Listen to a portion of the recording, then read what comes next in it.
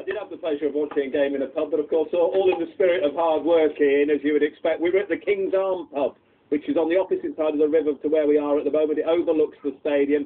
There was a whole hardcore of Sunderland fans in there, people who travel home and away every week to see the club, and they were going absolutely berserk, of course, when the 2 goals were scored by Crystal Palace, and particularly also at the final whistle. Lots of celebrations, 1 or 2 pints being sunk there as well, needless to say, not by my good self or my cameraman, but it was a fantastic scene, fantastic celebrations. These people have been waiting a long time, and it's been a nervous few days, hasn't it, since that victory here against Burnley. That set the ball rolling for it, and now they're just delighted, and this is what they had to say about Sunderland being back in the Premiership. Considering the first 4 or 5 games of the season, just phenomenal, really. Just can't believe it.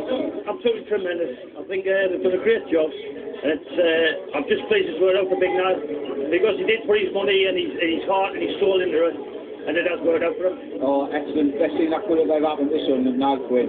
Legend, God, great. He's put belief back into the club, into the city.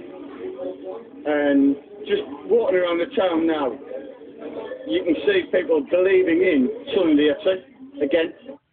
I had to laugh, David, when I read that the manager, Roy Keane, just as his mentor, I suppose, Brian Clough or Fergie would have done, he wasn't actually watching the game. He was out with his dog, so he said he had no idea on the outcome of the game, although Paul Merson did say to me he probably had a radio on the dog's collar. Tell us about the achievement of Roy Keane this season. It's just phenomenal.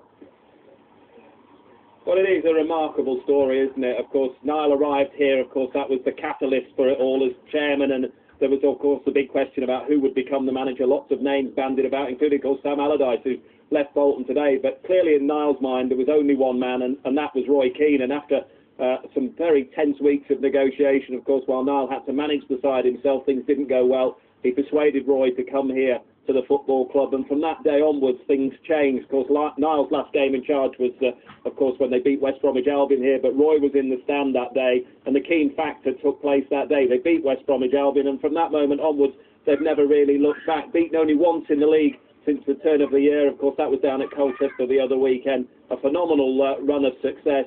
And he's been very calm, hasn't he, throughout all of this. We haven't seen the explosive Roy Keane as we often saw in a Manchester United shirt. He's played it all down, he's protected his players, and he's just quietly got on with the job. And it is really a remarkable achievement. And now, of course, everybody's looking forward to see Roy Keane cut his managerial teeth in the Premiership with this wonderful football club, and 50-odd thousand here. They're talking about getting back here next season for the likes of Chelsea and Manchester United, and of course not to mention that team just up the road here, up the A19, Newcastle United.